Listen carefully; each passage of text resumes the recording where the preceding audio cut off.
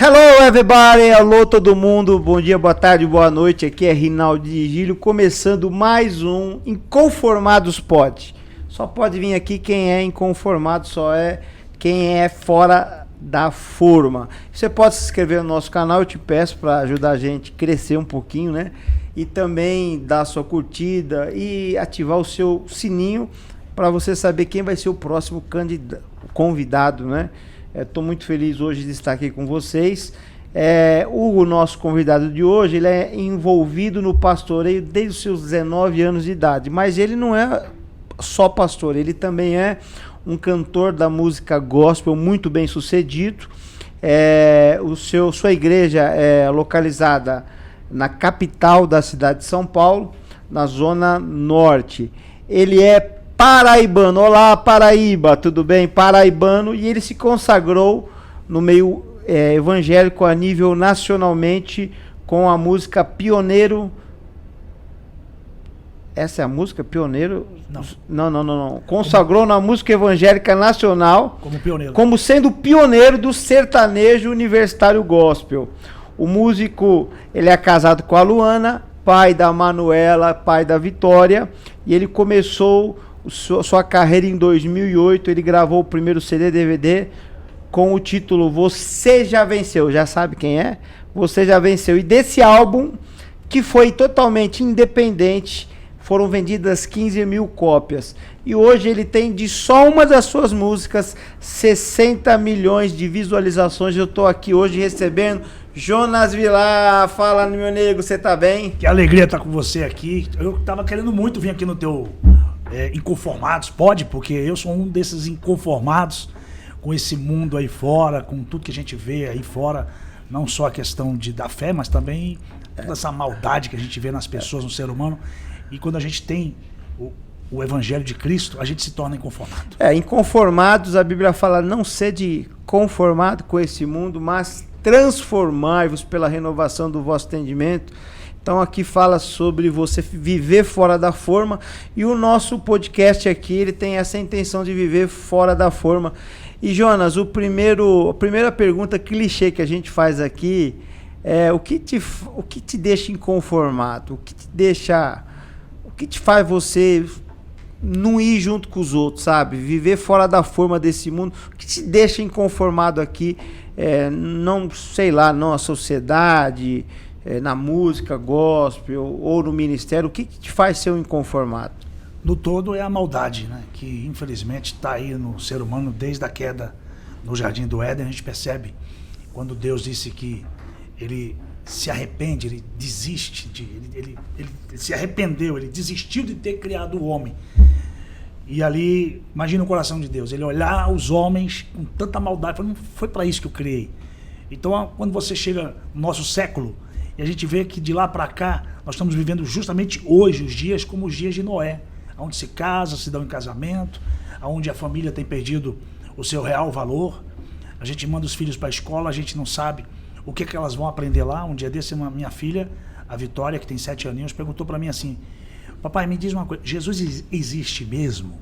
Tipo assim, ela nasceu num berço evangélico, vendo o pai dela pregando no altar, e ela me interrogou com essa pergunta porque alguma coisa ela está aprendendo em algum lugar.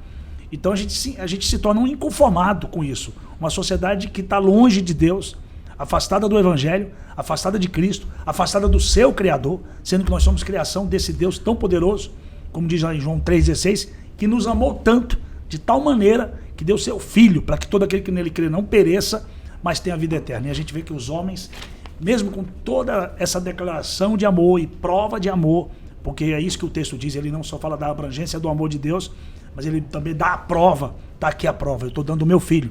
E você vê o homem cada vez mais longe. Você vê, né? Você deixa uma filha numa escola, eu tenho 3, né? Você tem 2 meninas, eu tenho 2 meninos e uma menina. Você deixa na escola e aí você está achando que o professor vai ensinar matemática, português, e de repente, Jonas, você vê lá o professor, ideologicamente falando, começa a falar mal do presidente da República, mal do governador, mal do prefeito, começa a falar que a solução é outra, e aí começa... Você é a favor de uma escola sem partido? Eu?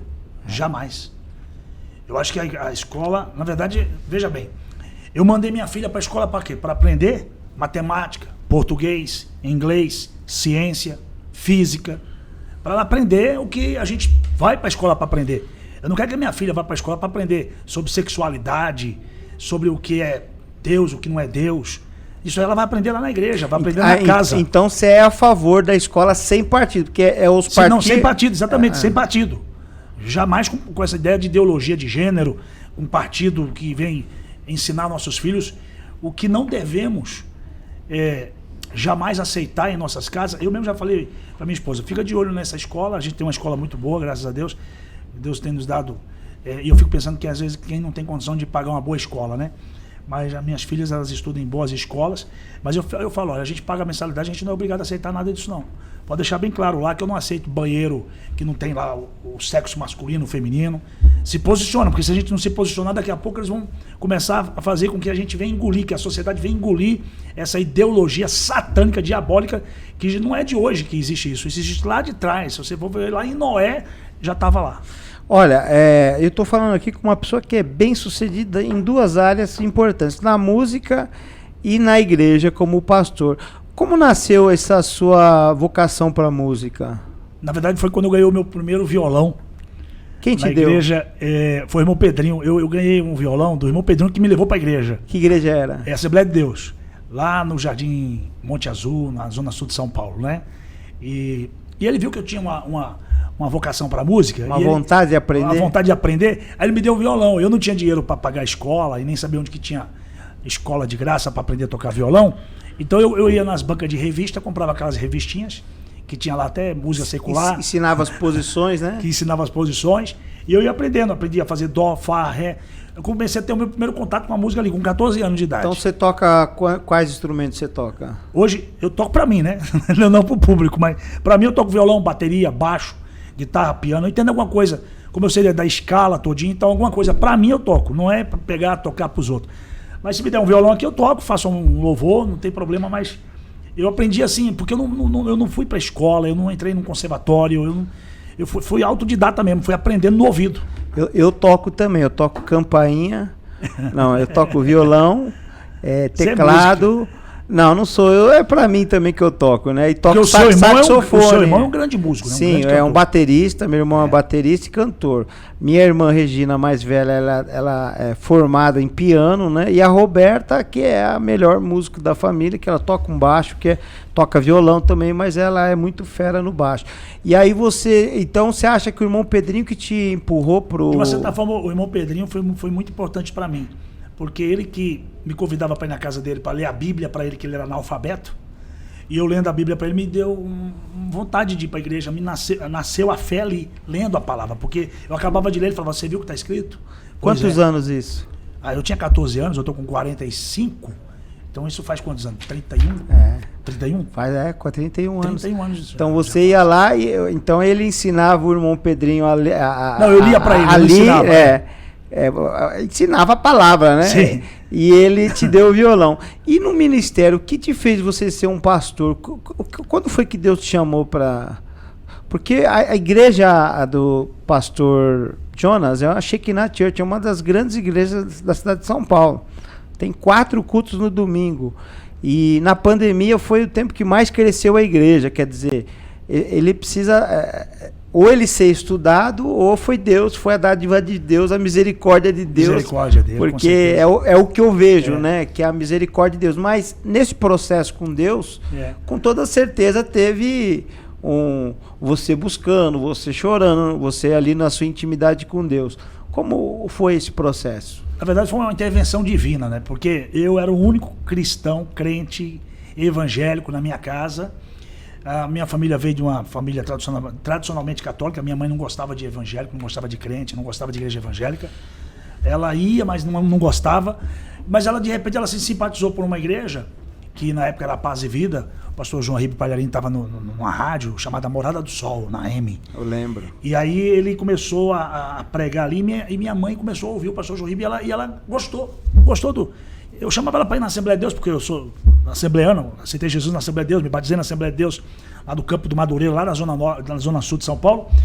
E de repente minha mãe está indo para a igreja. Eu falei, poxa, minha mãe está indo para a igreja. Minha mãe, às vezes eu levava os irmãos para orar lá em casa, ela ficava chateada. E aí eu falei, mas você está indo em que igreja? Eu estou indo na Paz e Vida. E eu queria que você fosse lá, porque lá na Assembleia de Deus eu já vi que tem muito músico lá. E lá na Paz e Vida, era uma congregaçãozinha que eles tinham abrido lá na Zona Sul, e não tem ninguém para tocar. Vai lá tocar, meu filho. Eu falei, mas que isso? Eu nem conheço a igreja, como é que eu já vou lá tocar? Porque na Assembleia de Deus, para você tocar, você tem que passar por toda uma situação, né? Você tem que entrar em comunhão com a igreja. E de repente vão numa igreja e não precisa fazer nada, não precisa. É só chegar lá e tocar? Não, mas eu já falei que você é da igreja, então ele está precisando. Fui acompanhar minha mãe num culto. O pastor, na época, que era o pastor Kleiber, gostou demais de me ver tocando, cantando. Ele falou, você pode vir cantar aqui na igreja toda quarta-feira? Eu falei, posso. Quarta-feira não tinha culto na minha igreja, então eu ia lá por causa da minha mãe. Só que aí eu fiquei ali gerando um relacionamento com esse pastor, comecei a caminhar com ele, fui conhecendo a história da Paz e Vida, eu gostei demais da história do pastor João Ribe. Sua mãe se converteu também? Minha mãe se converteu, se batizou nas águas. Quando eu vi minha mãe descer as águas, ela desceu aqui na rua Rio Branco, na primeira Paz e Vida. E a primeira Paz e Vida fica na rua Rio Branco. O pastor João Ribe que batizou ela. E aí eu conheci o pastor João Ribe no dia que ele batizou minha mãe. Quando ele batizou minha mãe, eu dei um abraço nele. Falei, minha irmão, eu estou tentando ganhar minha mãe para Jesus. Faz mais de 4 anos que eu tento levar ela para a igreja. E o senhor foi um profeta para a vida dela. E ele tem um dom fantástico, né? Ele fala do amor de Jesus de uma forma tão deliciosa que você não tem como se render, né? É porque ele prega como se você estivesse comendo uma sopa quente pelas beiradas. Ele vem, você não diz que a mensagem dele vai terminar fazendo apelo. Mas não existe uma mensagem do pastor João Ribe que você no final não vai escutar um apelo. Você entendeu? Você sabe que apelo é coisa de americano, né? Sim. A gente é pré-evangelizado pelos gringos, pelos americanos. E eles que nos ensinaram Billy Graham, Jimmy Swaggart, toda essa influência que o Brasil tem hoje é americana, né? E o americano faz o apelo para tudo, né? E o brasileiro, todo culto tem que aceitar. Tem aquele irmãozinho que vai na frente 30 vezes. Assim, irmão, você já aceitou, é uma vez só que você aceita. Né? Verdade. Eu tinha um irmão na igreja que eu fazia apelo e toda vez que eu fazia apelo ele ia na frente. E era bom porque ele sempre puxava alguém. Sempre alguém vinha por causa dele, que o mais difícil é vir o primeiro. Né? E o primeiro, E aí eu fiz eu tive um relacionamento muito bacana com esse pastor. E, afinal de contas, o pastor estava ali cuidando da minha mãe. E aí eu comecei a ajudar ele. E aí eu fiquei cada vez menos indo na Assembleia de Deus e cada vez indo mais na Paz e Vida. Até que eu cheguei a um ponto de só ir na Paz e Vida. Cheguei para o pastor, me abençoa, que eu estou indo para outra igreja hoje. Eu quero conhecer outra fonte, outro oceano, aprender coisas então novas. Você fez parte da Paz e Vida? Sim. Aí eu fui para Paz e Vida para ser levita, para ser músico. Eu ficava cantando lá, eles me davam ajuda de custo, pediam para mim sair da empresa. Eu trabalhava na escola, eu trabalhava num depósito da escola. Não, você estava na escola, não, esse negócio de escola, você é crente. Pode pedir as contas. Eu estava seguindo uma carreira ali, que eu ia crescer na empresa, na fábrica e tudo. Pedi as contas, peguei meu salário, comprei uma Bíblia da Tops. Eu me lembro até hoje que eu fiz, com o acordo que eu fiz com eles lá. Me mandaram embora. Comprei uma Bíblia da Tops, comprei 2 ternos, comprei 4 pares de sapato social, comprei gravata. Enfim, o kit missionário. Aquele sapato assembleiano que é colorido, não? Não, nessa época cintilante? Não era isso. Não, porque era na Paz e Vida, né? Então era uma comunidade, não era mais a Assembleia de Deus que eu estava. Eu estava indo para uma igreja mais comunidade, mais jovem e tal. E aí eu fiquei lá, rapaz, ajudando o pastor, até o dia que o pastor faltou, num domingo. Pensa, a igreja crescendo, não tinha pastor para atender todas as igrejas, e o pastor faltou no domingo. Eu estou lá cantando, o culto de domingo, o pastor não chega, eu já estava no 6º hino, e aí os obreiros falaram assim, não, quem tem mais intimidade com o microfone é você, Jonas. Então você que pregue. Mas cadê o pastor? Aconteceu alguma coisa, o pastor faltar? O pastor nunca falta. E aí, quem que você falou? Aí, eu nunca tinha pregado a palavra. Na Assembleia de Deus eu tinha, às vezes, uma oportunidade de dar uma saudação, de se tremendo. Você sabe que a gente, na Assembleia de Deus, a gente tem uma oportunidade de dar uma saudação aqui e tal. Só tinha nesse culto? Não, estava cheio. A igreja estava... Porque a Paz e Vida, nessa época, ela estava justamente naquele auge. Sabe, que eles estavam saindo ali da Morada do Sol, indo pra Gazeta, então a Paz e Vida, todas as igrejas estavam tudo lotado, então tinha umas 500 pessoas na igreja. Você tem noção, 500 pessoas, eu um menino, eu tinha 18 anos de idade, tô lá tocando, cantando, e o pastor não chega, abri a Bíblia, me lembro até hoje, a primeira mensagem foi sobre a mulher do fluxo de sangue, que era um texto que eu tinha lido naquele dia. Falei, eu vou pregar o que eu li hoje, né? Você desenvolveu bem? E aí eu fui desenvolvendo, não sei como é que eu desenvolvi, mas eu desenvolvi. Fui desenvolvendo a palavra. Fez apelo ou não? Fiz apelo, aceitaram Jesus. Fiz apelo para quem quer começar uma campanha. Enfim, eu já estava com o pastor já caminhando já uns 6 meses, então eu já tinha aprendido alguma coisa com ele ali. E aí, chega segunda-feira o pastor não vem, chega terça o pastor não vem, eu liguei para a sede. Naquela época ninguém tinha celular. Tô falando de 96. O celular tava chegando no Brasil ainda. Eu tinha um bip. Lembra do bip? Então eu tinha um bip, mandava uma mensagem, ninguém me respondia. O celular começou mesmo em 2005. 2005, 2005 começou, mas 2006 ninguém tinha celular, era só rico que tinha celular. Então, eu liguei na sede, falei, gente, o pastor não veio, como é que tá, e as ofertas tá tudo aqui, eu tô com a chave da igreja, o que é para fazer? Espera aí, quinta-feira vai um pastor aí. Aí na quinta-feira apareceu o pastor. E o pastor deserdou? Aí onde eu vou chegar para você? Aí o pastor chegou e falou assim, qual é o seu nome? Eu falei, meu nome é Jonas. Você é o que aqui? Eu falei, eu sou levita. Eu canto, faço louvor, eles me dão uma ajuda de custo por mês aqui na igreja. E domingo eu tive que me virar fazendo culto. Estou fazendo culto até agora, não estou entendendo nada, o que é. Que é para fazer? Você faz o seguinte, não tem pastor para mandar para cá. O pastor daqui se desviou. A seara é grande e poucos são os ceifeiros. Literalmente. E o que estava aqui desviou. O pastor brigou com a esposa e foi embora. Embora, irmão. Não queria mais saber de pregar, não queria mais. Foi embora de casa, foi embora da igreja, foi embora de tudo. Tá vendo uma crise, né? E aí eu falei, o que eu faço? Mas esse ainda foi digno, né? Porque tem muitos que a briga separa e continua, né? Esse é o grande problema. Esse é o grande problema da nossa geração. A nossa geração, depois a gente entra nessa questão da nossa geração, porque você e eu, a gente vem de uma geração, a gente pegou ainda essa última raiz, geração. Né? Geração a gente pegou raiz. Essa geração raiz, e a gente foi evangelizado por eles, a gente foi ensinado por eles. E aí o pastor mandou que eu continuasse. E eu fiquei praticamente um mês cuidando daquela igreja. E a igreja cresceu.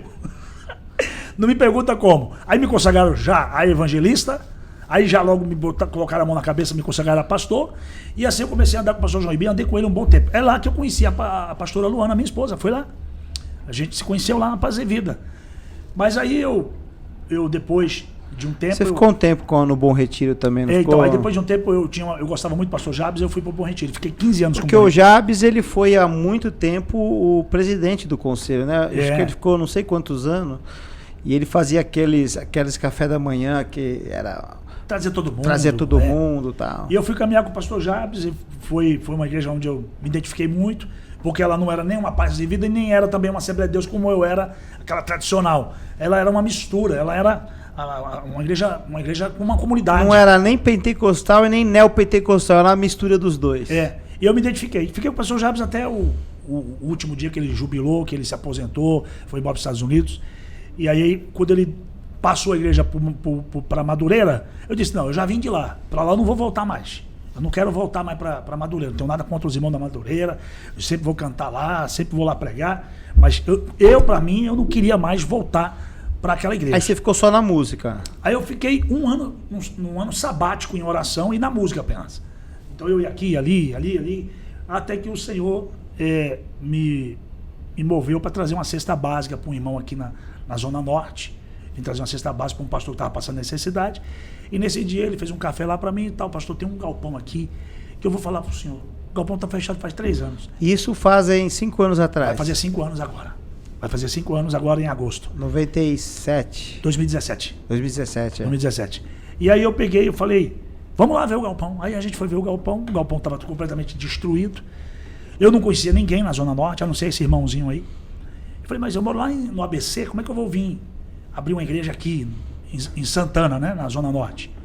Mas vamos lá, pastor, vamos negociar. Aí eu fiz uma proposta pro dono do imóvel para ele não aceitar. Ele estava pedindo quase 20 mil, eu falei, eu estou 7 mil, não tenho fiador e não tenho depósito. Se o cara quiser, é porque Deus quer que eu venha para cá mesmo.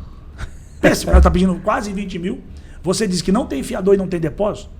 Aí sabe qual foi a resposta? Não, eu aceito. Mas o depósito eu preciso. Você pode não dar agora o depósito, mas você dá o depósito daqui a uns 5 meses, você me dá 3 meses de depósito, vamos fechar nos 7 mil, e você assume a igreja a partir de agora, só que a gente não fecha contrato. Você confia em mim, eu confio em você.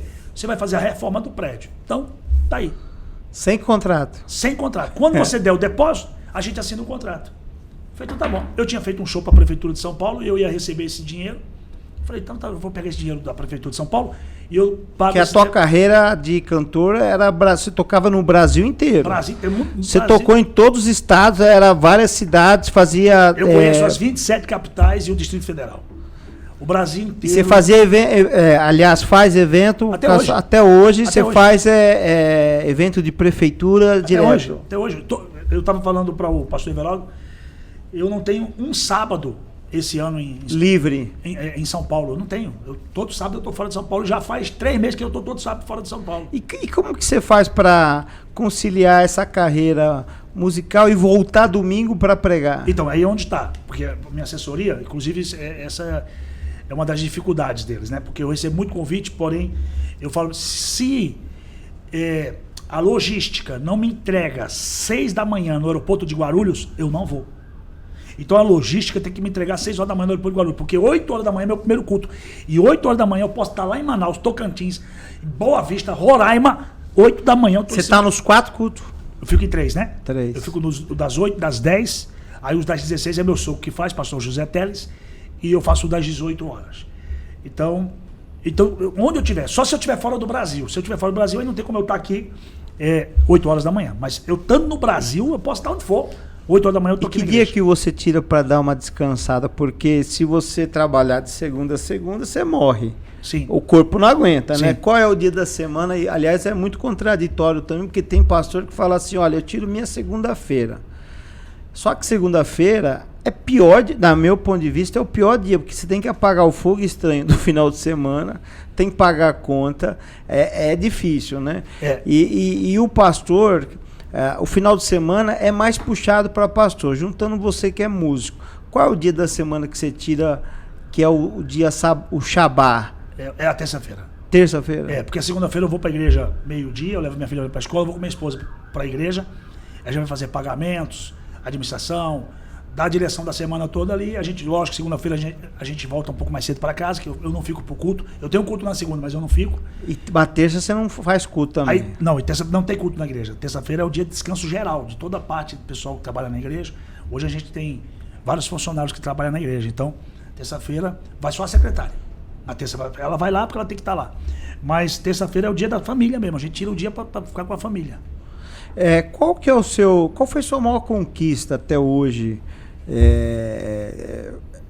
Aliás, não perguntei sua idade aqui, você está com quantos anos? 45. 40, você é mais novo que eu, pô. Ele é mais novo tá que eu. Anos? 47. Qual que foi a sua maior conquista até hoje? Sei que você é uma pessoa cheia de conquistas, você tem uma carreira consolidada, você tem igreja, família. O que é para você? Qual foi a sua maior conquista? Eu não vou espiritualizar, mas a minha maior conquista realmente é a minha família, a minha esposa e minhas filhas. É a minha riqueza.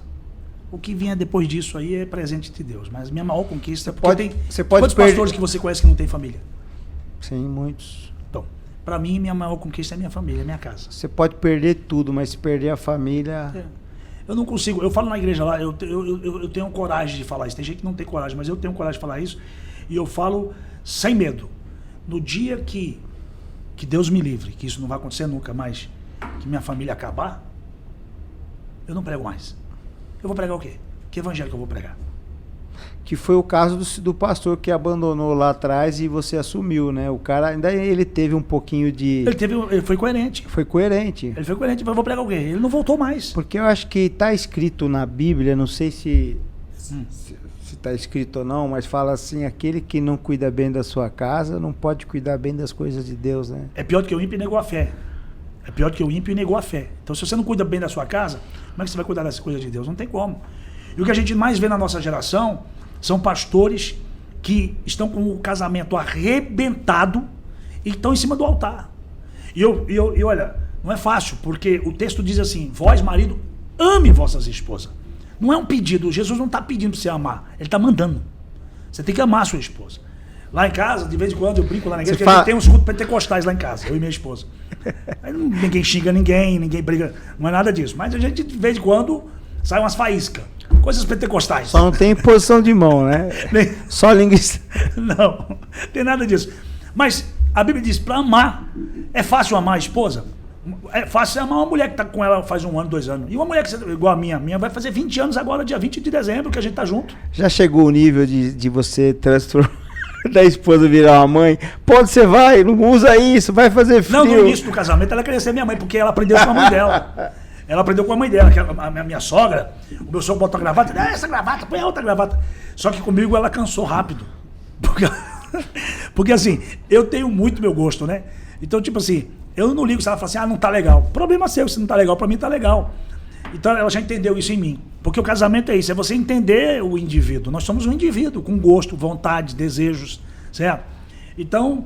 Na pandemia, né? Você sabe que... Na pandemia, eu vou te falar. Os homens foram para casa, né? Aí teve um dia que eu cheguei lá e eu falei assim, né? Eu abri uma gaveta, eu falei, cadê os garfos e a faca? Não, eu tirei, eu pus em outro lugar. Eu falei, mas por que você tirou? Aí nós começamos a discutir assim, né? Ela virou para mim e falou assim, e agora? Agora você quer mandar na cozinha de casa? Você nem fica aqui na cozinha de casa? Aí eu comecei a rir, porque de repente eu estava entrando na seara dela. É assim também, como às vezes a mulher entra na seara do marido e ele está cumprindo o papel dele e ela quer entrar e discutir, né? Mas na pandemia, eu vou falar para você, foi muito interessante essa pandemia, os maridos voltar para casa e ficar com a mulher. Porque aí o marido conheceu a esposa que casou com ela agora, nessa pandemia, né? Então um dia eu fui ver alguma coisa lá na igreja para fazer uma reforma lá e liguei para uns 15 irmãos casados. Tô precisando de vocês. Fala com a sua esposa aí. Manda ele aqui. Eu tô precisando dele aqui. Fica tranquilo, não vai de Covid. Ninguém vai morrer de Covid. Fica em paz. A gente tá aqui tudo com álcool. Lotou a igreja. Rapaz, apareceu. Eu pedi 15. Apareceu mais de 30. Lá apareceu lá na igreja lá, pra trabalhar o dia inteiro na igreja lá. Aí eu só lembro que eles falavam assim, obrigado, pastor. Eu tava precisando muito sair de casa. Porque a minha mulher não queria deixar eu sair nem pra comprar pão. Vai pegar Covid. Que é bem no início, bem ali mês de março, abril, né? E aí... É interessante isso. Então, a Bíblia, pastor Rinaldi, não fala que você deve amar, ou Deus está pedindo para você amar. Ele manda amar a esposa. E até o inimigo, né? Amar o inimigo. Mesmo que não esposa... que a mulher seja o inimigo. Mesmo que sua esposa, às vezes, pareça uma inimiga, mas não é. É sua esposa, é a mãe de seus filhos. Você entendeu? Então, como é que eu consigo pregar o evangelho se o evangelho da graça é o evangelho da família? Eu coloquei lá o slogan da minha igreja lá. A igreja da família na cidade. As pessoas chegam lá e já sabem, a igreja da família na cidade. Nós somos uma igreja da família. Domingo é a coisa mais linda do mundo. É carros parando e famílias descendo. Dificilmente para um carro e desce uma pessoa sozinha. Geralmente desce a família. É a coisa mais linda. Qual que é o seu dom ministerial? Dos 5 dons ministeriais, qual que é que pesa mais assim? Se é um apóstolo, se é um profeta, se é um evangelista, se é um mestre, se é um evangelista, qual que é a sua marca principal na igreja? Você me fez uma pergunta que eu fiz o ano passado. Eu me fiz essa pergunta e perguntei para minha esposa, perguntei para alguns amigos e perguntei para algumas ovelhas. E aí fui pontualizando o que é. Não sei se já viu aquela história eles tentando explicar esses 5 dons num acidente de carro. Já viu essa história? Já? Mas é bom você contar aqui, né? Porque... Teve um acidente de carro, sim, né? Aí tinha lá ferido, tava os carros batidos, né? E aí entra cada um desses 5 ministérios. Aí entrou o pastor. O que o pastor fez? Chegou o pastor e aí começou a curar dos feridos, né? Ele tirou as pessoas dentro do carro, puxou para fora, fez uma tala, passou remédio, e ficou lá cuidando. Depois veio o doutor. Aí chegou o mestre, né? O doutor. Chegou o mestre, o doutor. Aí o mestre pegou com uma prancheta. Peraí, essa curva, 120 por hora, não, tem que tirar essa placa aqui, tem que colocar aqui. E o povo tá lá morrendo, não tá nem aí. O povo morrendo. Ele quer saber o seguinte, da letra. Ele é um mestre. Então ele quer, não. Sabe por que está acontecendo esse acidente? Porque essa placa de 120 não era para estar aqui. E não estava sinalizado. Não estava sinalizado. Aí chegou o evangelista. O evangelista começou a parar os carros que estavam vindo. Para aí, vocês estão vendo isso? Isso é a vida. Olha aí, saíram para passear. Diminua a velocidade. Diminua a velocidade. Saíram para passear. Então aqui, ó, eles não imaginavam. Você está saindo da sua casa, você não sabe o que pode estar te esperando lá na frente. Aceite a Jesus. Aí chegou o profeta. Chegou o profeta e começou a profetizar. Eu profetizo que nunca mais vai acontecer acidente. Que haja cura. E que haja cura. Que haja milagres. Que haja poder de Deus aqui nesse lugar. E aí chega o apóstolo. O apóstolo meteu um palanque, um palco gigante e fez uma cruzada. E aí ele falou assim, nós vamos criar uma igreja... Aqui. Aqui. Vai nascer uma igreja aqui. Aqui. E a partir de hoje não vai ter mais acidente. Exatamente. Você vê, ó, então, o Jonas tá, o pastor Jonas está compartilhando aqui uma história onde cada um se porta de um jeito. E aí, você o quê? Então, aí eu entendi que apesar de eu ser pastor de igreja local, mas a minha chamada é apostólica. Apostólica. É. Você vê um galpão ali, você fala que vai bem aqui vai mais uma igreja. Aqui vai mais uma igreja. Eu sou implantador de igreja. Eu não estou preso aqui a Santana. Eu posso sair daqui lá para Manaus, eu posso sair daqui lá para África. Eu tenho falado para minha esposa, não se prenda. Qual que é o seu maior sonho, Jonas? Meu maior sonho? O maior sonho? Cara, é que eu tenho tanto sonho.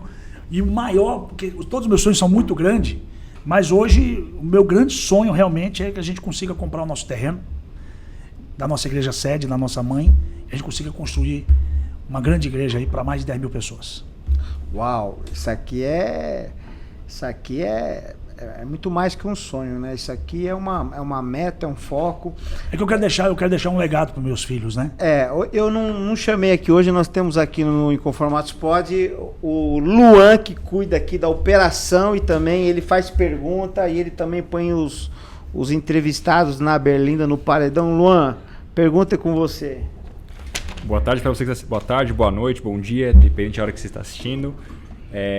Pergunta para o Jonas Vilar, deixaram lá na caixinha de perguntas, sobre o seu começo, sua carreira musical. Primeiro ela fala que glória a Deus por sua vida, e qual o primeiro louvor que você gravou? Eu gravei, na verdade assim, foi quando eu me despertei para a música. Um maestro, que era na época produtor da banda Calypso, se converteu, ele aceitou Jesus, e aí ele me viu pregando, e ele disse, pastor, o senhor... E ele me viu também cantando nesse dia. O senhor tem uma voz boa para cantar também. Vamos ali no estúdio. Aí eu fui no estúdio com ele, e ele, voz e piano. Eu gravei aquela música, Te encontrar foi tão bom, eu não tinha paz, nem prazer, e sentia muito só. Do Zé de Paula, né? Sim, sim. E aí ele me gravou um CD com aquela música, e eu saí com aquela música no meu carro ouvindo. Rapaz, eu furei aquilo ali de ouvir. Eu virei fã de mim mesmo. foi ali que eu disse, não, realmente eu vou gravar uma coisa, eu gostei de me ouvir. Aí eu mostrava para as pessoas. Faz uma cópia para mim. Eu fiz daquele CDzinho, com uma única música, eu devo ter feito umas 30 cópias. Que o pessoal me pedia cópia, eu fazia. Tinha um computadorzinho, eu ia lá, gravava e dei. Então foi assim que eu comecei. Minha primeira gravação foi essa música. Essa música não tá no YouTube, não tá gravada em lugar nenhum. Foi só naquele CDzinho. E... Você cantou um estilo mais... Que nem era meu estilo. Não era seu estilo, não era meu estilo cantor. Mas quando foi que você despertou pro o gospel universitário? Quando eu fui pro estúdio. Sertanejo universitário. Quando eu fui pro estúdio gravar o primeiro DVD. Aí no primeiro DVD a gente começou a colocar voz, colocar ritmo. Aí eu pedia pro produtor, coloca isso, coloca mais isso. Foi quando a gente ouviu o todo, quando o negócio a bolacha estava pronta, que aí a gente falou, isso aqui é diferente. Isso aqui é o que esses caras estão fazendo aí. Jorge Mateus. E que era coisa nova também. Não, ninguém nem conhecia Jorge Mateus, Bruno Marrone, César Menotti, Fabiano. Estavam começando ainda. Falei, então isso aí parece isso. Então você vai ser o primeiro. 2008 não existia no gospel sertanejo universitário. Eu fui pioneiro. Depois veio o Sai da Frente, né? Aí quando foi Sai da Frente virou febre, né? Como que é o Sai da Frente? Olha a frente. Olha a frente. Existem pessoas que não sabem olhar para a frente. Não sei o que eu faço com toda essa gente que passa a vida inteira olhando para trás. E o que é que faz? Como é que faz? Parece que fica gravado no inconsciente. O que se plantou no passado, colheu no presente. Então, essa música aí é 2012, 13, né? Aí começou a aparecer outros cantores sertanejos universitários. E você é a favor de feat? Feat? Sou a favor de feat, que você fala feat como? Fazer cantar com outra pessoa. Outra pessoa, sim. De outra, até mesmo de outro credo, de outra religião, ou até mesmo um cantor famoso. Música, pastor Rinaldi, eu entendo que música não tem fronteira, não tem barreira. O que nos une é muito maior do que aquilo que nos separa. Eu gravei um feat com Bruno Marrone. Você tem que ver o que aconteceu naquela noite com o Bruno. Você apanhou bastante também dos evangélicos, né? Rapaz, apanhei um pouquinho, mas eu não ligo, mas não, rapaz. Você não tem medo de cancelamento? Eu não tenho medo de cancelamento, rapaz. Se Jesus me autorizou, quem é que vai me cancelar? Pega pra você, Uau. Se Jesus te autorizou... Anota aí, hein? Se Jesus te abençoou, te autorizou, quem é que vai te cancelar? quem é que vai... Se Deus é por nós, quem será cancelador contra nós? Boa. Essa vai entrar no dicionário aí. Boa, boa.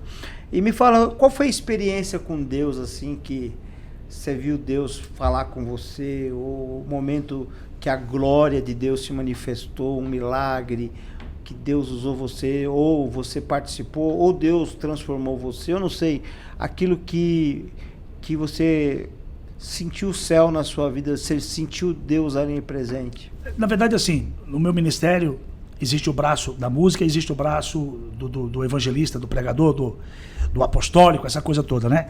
Na música, foi um dia que uma jovem me falou para eu dar um abraço na mãe dela, que estava com câncer já fazia algum tempo, e o médico tinha dado para ela que tinha poucos dias de vida, e é uma música chamada Deus Vai Te Honrar, que é a música que tem mais de 60 milhões de visualizações em vários vídeos espalhados no YouTube, no Facebook. Ela disse que essa música ela levou para a mãe dela, e a mãe dela foi curada ouvindo essa música. A mulher estava com dias de vida. Naquele dia eu falei, realmente... naquele dia eu falei assim, não, realmente o Senhor me chamou para cantar mesmo. Porque se está gerando isso... Isso que ano que foi? Isso foi em 2015. 2015. Uau.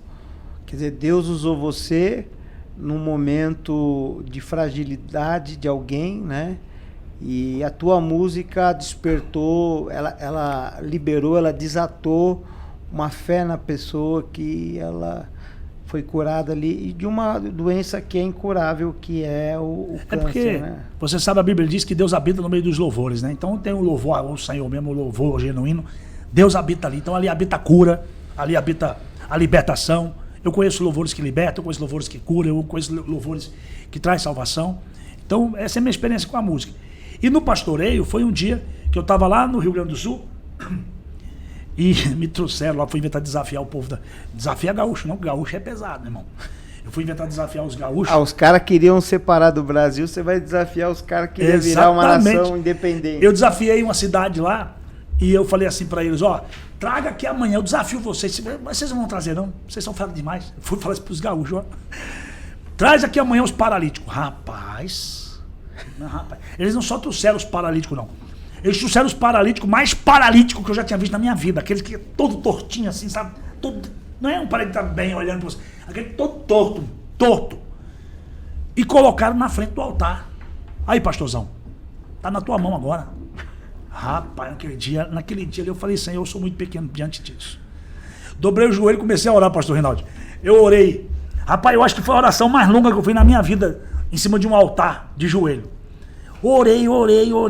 E aí eu vi que a oração estava incendiando a igreja, né? Era um ginásio. O ginásio chamava Cura Chique. O nome do ginásio é Cura Chique, é japonês. E eu tô lá orando.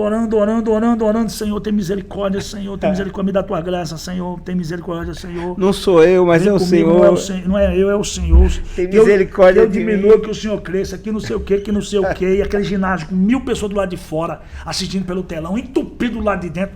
E 6 cadeiras de roda na minha frente. Deus, tem misericórdia, tem misericórdia, tem misericórdia. Quando eu senti fé para levantar, agora eu vou orar. Eles já estavam de pé, já. Irmão, as 6 cadeiras de roda já estavam na mão do povo, o povo gritando. Aqui estava um barulho tão grande que eu não sabia que era isso que estava acontecendo. Eu achei que era a minha oração que estava... Que cidade que foi? Jesus. Fica perto de São Leopoldo ali, entre São Leopoldo e Porto Alegre. Eu sei que o ginásio chama-se Cura Chique. Esqueci, até o final dessa entrevista eu acho que eu vou lembrar. Depois coloca aí no Google, por gentileza. Ginásio Cura Chique, no Rio Grande do Sul, que vai dar o nome da cidade. Rapaz, nesse dia eu vi a aprovação de Deus no meu ministério. Porque foi um sinal poderoso, eu não pedi para Deus curar. Eu nem consegui orar. Ele curou aquelas pessoas sozinha. Você sempre foi, então, uma pessoa que rompeu com Deus, foi no limite com Deus, né? Sim. Eu sempre gostei disso, de mergulhar profundo. Maravilha. Vamos lá, Luan. A cidade é Sapucaia do Sul? Sapucaia do Sul. Obrigado, querido. Maravilha. Vamos lá, Luan. Já que você está aí já falando, vamos de pergunta. Vamos lá. Uma pergunta meio polêmica aqui. Pastor, você não acha que sertanejo universitário, funk, gospel, isso não é não louvar ao Senhor e sim aos humanos? É ritmo, né? Ritmo. Você que escolhe o que você quer fazer com o seu ritmo. seja funk, seja sertanejo, seja pop, seja rock, quem é que pode dizer que existe um ritmo certo para adorar a Deus? Que todos os tambores, que todas as harpas, flautas, violões, guitarras e todas as vozes louvem ao Senhor. Então vamos prepara o corte aí, então quem determina o instrumento não é uma religião, mas é aquilo que você vai tocar, a quem você vai consagrar ele, né? Um atabaque, ele pode ser usado para adorar ao Senhor, ou ele pode ser usado para a manifestação de uma entidade espiritual, por uma feitiçaria, por exemplo. Um frango, ele pode ser usado para comer numa ceia de Natal, ou comemorar o nascimento de Jesus, ou para uma oferenda. Então, o que determina é a intenção e a consagração daquilo que é feito. Então, eu penso dessa maneira. E o ritmo é a mesma coisa. Você pode ter um ritmo, um funk, mas ele pode glorificar a Deus. Aliás, para que nós nascemos, né?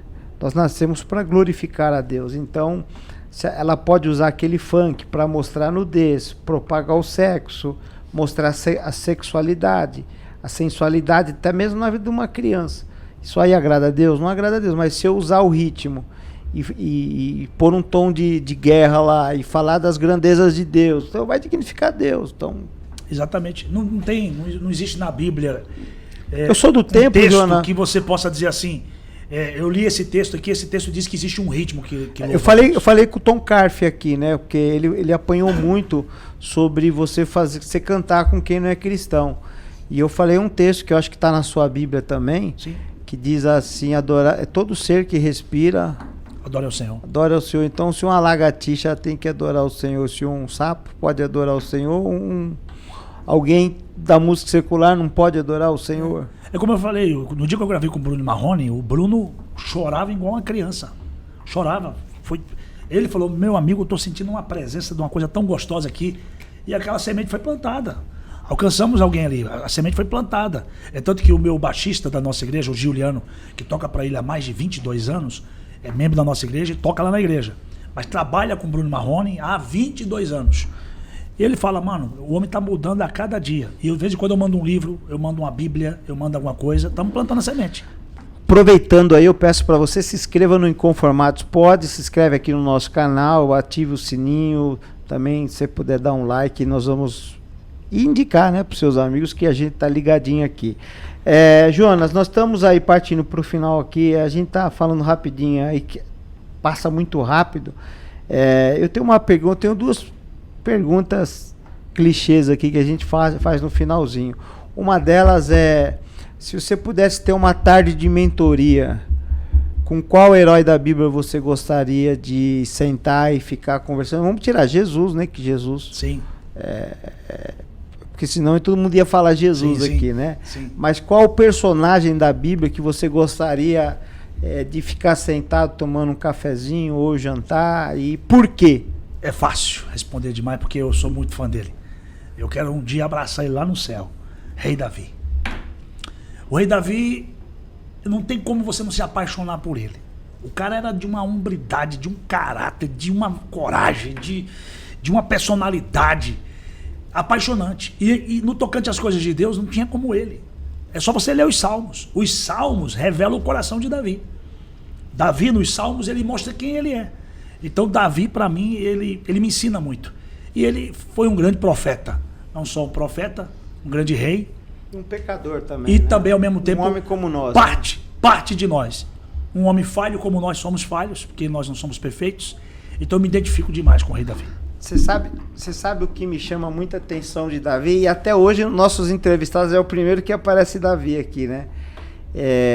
O que eu gosto muito de Davi é a facilidade de voltar a Deus, de saber que você passou da linha, você mudou de lado, você perdeu o caminho, você se perdeu no caminho. Então ele voltava não vou falar numa facilidade, porque Não é fácil você voltar, você precisa de humildade, né? E o Salmo 51 que ele fala assim: cria, ó Deus, um coração novo, cria em mim um espírito reto, inabalável. Ele mostra a desgraça que está fora do Senhor. Eu falei, eu quero voltar a ter alegria na salvação. Então, para um rei se rebaixar dessa maneira em oração e declarar isso e pôr no papel, porque isso virou salmo, e isso, a vergonha do seu erro, do seu pecado, todo o império, toda a nação, todo o reinado estava sabendo, mas Davi, ele expôs isso daí. E Deus fez assim com ele, Deus o levantou. E Jesus, ele é chamado, se não me falha a memória, do que de Davi? Filho de Davi. Filho de Davi. Podia usar outro, ele é filho de Salomão, embora Salomão se perdeu no final. Era o que mais falava, né? Filho de Abraão. Filho de acho que foi Raabe, né? Uhum. Ou outro, mas ele é chamado de filho de Davi, né? Então, filho de Davi. É isso daí. E os atos dele, as atitudes dele é muito tremenda, porque quando ele é chamado para ser o rei de Israel, na sua totalidade, porque ele era só o rei de Hebrom. Quando ele vai virar o rei de Israel, a primeira ação dele é apaixonante. Ele vai lá na época não era Jerusalém, né? Mas ele vai lá na cidade que tinha outro nome, e ele vai tirar de lá quem? Os caras que Efraim, a tribo de Efraim era para ter tirado. Não, Efraim não. Agora me falhou a memória, o filho de Jacó, mais novo. Benjamim. Porque foi dividido as terras. E Jerusalém ficou com quem? Que não era Jerusalém na época. Ficou com os benjamitas. E os benjamitas, em vez de ir lá e tirar os inimigos, foram lá e morar com eles. Juntar com eles, conviver com eles. E lá tá a desgraça. Lembra que eles matam até um levita? Lá em Juízes capítulo 15, fala que eles matam um levita. Teve uma guerra civil, né? Mataram a mulher do levita. Mataram a mulher do levita porque eles queriam ficar com o levita, eles queriam coabitar com o levita, queriam deitar com o levita. Eram homens sexuais, eram tudo gays. E eles estão lá. E eles desafiavam Davi. E Davi não ia lá. Mas no dia que Davi virou rei de Israel, então fala agora que para aqueles abençoados lá que eu estou indo lá tirar eles de lá. E vai lá e desapossa eles, muda o nome da cidade, coloca a cidade de Jerusalém e traz a arca. Então Davi, ele conserta Israel, ele conserta em tudo. Davi, aquela hora que trouxeram água para ele beber, que ele estava com vontade de beber água, e ele viu que teve... ele falou, quem me dera estar nos poços de Belém, que eu pudesse tomar aquela água geladinha, né? Sim. E aí 3 camaradas pegou... Foi lá. Partiu, rompeu, atravessou o exército dos filisteus, passou no meio, pegou a água, passaram... correram um perigo de vida, trouxeram para Davi. Toma aqui água. Toque a água. Aí Davi, em vez de ele beber, ele falou assim, ele podia beber e falar obrigado, né? Poxa, vocês são demais, vocês são top demais. Vocês são top demais. Vocês são os caras. Aí ele pegou a água e ofereceu ao Senhor, assim, falou, vou dar ao Senhor porque essa água ela tem um preço de sangue. Ou seja, ele dignificou os caras e glorificou a Deus. O caráter dele. O caráter. Não, e quando ele chega daquela guerra cansado, e ele encontra a sua cidade em cinzas. Ziklag, né? Ziklag. Ele encontra Ziklag em cinzas. Sabe o que ele faz? O pessoal começa a bater nele. Eu tô aqui por causa de você, perdemos uma família, né? Levaram nossas mulheres, levaram nossos filhos, levaram tudo. Queriam matar ele. O que ele faz? Traz a estola sacerdotal porque ele era profeta. Porque eu vou entrar na presença do Senhor. E ele entra na presença do Senhor, consulta o Senhor e o Senhor falou, vai atrás deles que você vai. E ele vai sozinho. E ele vai, quem vai comigo aí, metade fica no meio do caminho, porque não tem força. Cansado. Ele vai, toma tudo de volta, e quando ele volta, ele divide com quem não foi. Esse coração de Davi. Então esse personagem me chama a atenção na Bíblia. Eu aprendo muita coisa com ele. É isso aí. Então, essa pergunta sempre eu faço, porque tem muito ensinamento nisso. Pastor Jonas, antes de eu fazer a última pergunta, eu sei que você já falou qual é a sua maior grande conquista, o seu maior sonho, e você tem um grande evento pela frente aí, que é comemorando os 5 anos da Shekinah Church, que é o nome da sua igreja. Shekinah Church é uma igreja que está tendo um crescimento exponencial, onde vai ser, quando vai ser? Eu quero te agradecer essa oportunidade, porque a gente vai comemorar 5 anos na nossa igreja, agora no Ginásio da Portuguesa, dia 31, às 19 horas. 31 de outubro? De agosto. Agosto. Dia 31 de agosto. Tá aí então, né? Já tá do ladinho aí. Dia 31 de agosto, entrada franca, não paga nada. Tá? A gente tá pedindo só pra pessoa trazer 1 quilo de alimento, quem puder trazer 1 quilo de alimento, pra gente ajudar lá os necessitados. E vai estar comigo o Thales Roberto, vai estar comigo a Fernanda Brum. Então vai ser num ginásio? Você também vai estar com a gente no Ginásio da Portuguesa. Opa. No Ginásio da Portuguesa. Aqui, do ladinho da rodoviária. Na Marginal Tietê. Marginal Tietê. Todo mundo conhece. Ginásio da Portuguesa, Canidé, todo mundo conhece. Então a gente vai estar lá, dia 31, a partir das 19 horas. Tá todo mundo convidado, não paga nada. Se puder trazer 1 quilo de alimento, eu agradeço. Mas venha, traga a sua família. Vai ser uma noite de celebração. Vai ser o culto da Arca da Aliança, o culto da presença de Deus. E se tem uma coisa que a gente vai sentir nesse dia, é a presença de Deus muito forte. Quem for vai ser curado, restaurado, Com transformado. Certeza. Amém. Vamos estar lá então. E é no meio da semana, né? Uma quarta-feira. Dá pra ir. Esse programa aí, vem estar com a gente. Não arruma desculpa, Pastor não. Rinaldo vai estar com a gente Eu também. vou estar junto, vamos estar todo mundo aí. Quem é inconformado vai estar lá, né? Pastor, como que eu faço para seguir você nas redes sociais? É fácil. Instagram, Jonas Vilar. Facebook, Jonas Vilar Oficial. Eu tenho meu canal no YouTube, é Jonas Vilar também. Então é facinho. Tem mais 2 perguntas. A minha que eu deixo por último, mas tem aqui, acho que 2 perguntas aí com o Luan, que é dos nossos internautas. Já vou fazer direto elas então. A maioria das suas músicas são da sua autoria mesmo? E de onde vem a sua inspiração? Como você se inspira? A maioria não é minha autoria, né? Eu já gravei minha mesmo, umas 10 ou 12. Mas a maioria é de parceiros, são compositores. Isso é um intérprete, né? Eu sou mais intérprete do que propriamente dito compositor. Mas, e assim, as minhas composições que eu fiz, as letras que eu fiz, realmente as minhas inspirações, as minhas próprias experiências com Deus, sabe? As coisas, você vai caminhando, você vai tendo alguma experiência, de repente vem um hino lá, eu começo a escrever eu estava com o Brunão do Morada, né? E aí ele falou que uma das músicas, eu comecei a falar que o Brunão, nós fazíamos parte da mesma igreja e eu fazia um trabalho muito legal e ele ia para participar. E aí eu contei pro Brunão, falei, Brunão, eu fui muito abençoado com uma das músicas suas, né? Você vê, ó como é as coisas. Você, quando era jovem, eu abençoava você com os nossos eventos. E aí, quando eu passei um momento difícil da minha vida, uma música dele te abençoou. Me abençoou demais. Foi aquela música, sabe aquela música que te tira do fundo do poço, que te alavanca, né? Uhum.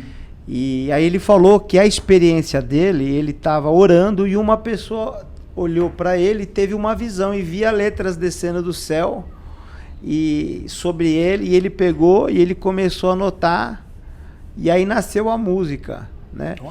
E então cada cantor tem uma dinâmica diferente, né? Dinâmica eu falo que geralmente é 1% de inspiração e 99% de transpiração, né? Você começa... A última pergunta, eu sei que o seu tempo é muito curto. Quando chegar o seu momento de partir dessa terra, você chegar na eternidade, primeira pergunta, 2 partes, né? Como que você quer ser lembrado aqui na terra e o que você quer ouvir do anjo na porta do céu? Eu quero ser lembrado como um homem de Deus, isso sem dúvida. Partiu um homem de Deus aí, o céu tá mais claro. E o anjo, eu não sei se tem anjo na porta não, mas... Não, tem, pô, e ele tem um anjo na porta e ele tem lá a lista de entrada. Eu acho que você quer ouvir falar assim. Me dá o texto. Viu? Eu acho que você não, quer... eu quero o texto disso aí que eu não... Tá bom. Eu acho que você quer ouvir assim, seja bem-vindo, bendito do meu Pai, nem entra, que seu nome está no livro da vida. Não, com certeza, aí sim. O livro da vida vai... Porque o que eu espero é Jesus ali, né? Vinde, bendito meu Pai, que fosse fiel no pouco, sobre muito colocarei, possuir por herança, o que está guardado... Então, mas não é na porta que vai estar esse livro, pô? É na porta? Eu não sei. Porque vai ter dois tronos. É. Não tem 2 tronos? Tem o trono que separa os bodes das ovelhas e tem o trono da recompensa. Então, eu não Você sei. vai passar por tudo isso. A gente passa, né? A gente passa pelo trono. Teve uma vez um pregador, ele foi na minha igreja pregar, e ele pregou sobre a volta de Jesus. E naquela época era a tecnologia não tinha que nem hoje smartphone, né? E ele falou, só que as igrejas estavam começando a colocar telão. Sim. Só que o telão não era de LED, era projeção Sim, projetor. Projetor, né? Sim. Aí ele falava assim, olha, vai ter um telão naquele dia, e vai... e não tá na Bíblia isso, né? Você sabe. Sim, sim. Mas ali vai mostrar todos os seus pecados, cuidado com o telão. E ele pregou o telão, e aquilo marcou minha cabeça, né? Porque fala assim, porque ali no... E fez você evitar muito pecado também. Vai passar isso no telão. A Bíblia fala que é num piscar de olhos. Vai né? passar no telão, Reinaldo. E o que você, o que você faz escondidinho aqui, viu, Lu? O que você faz escondidinho aqui, vai passar no telão. Cuidado com o telão, ó. E aí o pessoal, cuidado com o telão, irmão, trouxe um temor ali naquele... Né? Então, de certa forma traz mesmo. Traz, né? Jonas, obrigado, que Deus abençoe. Mas passou voando, hein? Passou voando, uma hora voou assim de uma forma... Deus. Foi tão bom e fluiu. E obrigado, gente. Olha, eu quero convidar mais uma vez aí, se inscreve no nosso canal, ative o sininho, dá um like e recomende para os seus amigos algum trecho aí que você gostou ou não gostou. E eu quero também pedir mais uma coisa, coloque aqui embaixo quem que você quer que a gente chame por Inconformados Pode, mas tem que ser inconformado o cara, né? O cara tem que ser fora da curva, fora da frigideira, fora da forma de pão, de bolo. O cara tem que ser legal. Deus abençoe, tamo junto aí.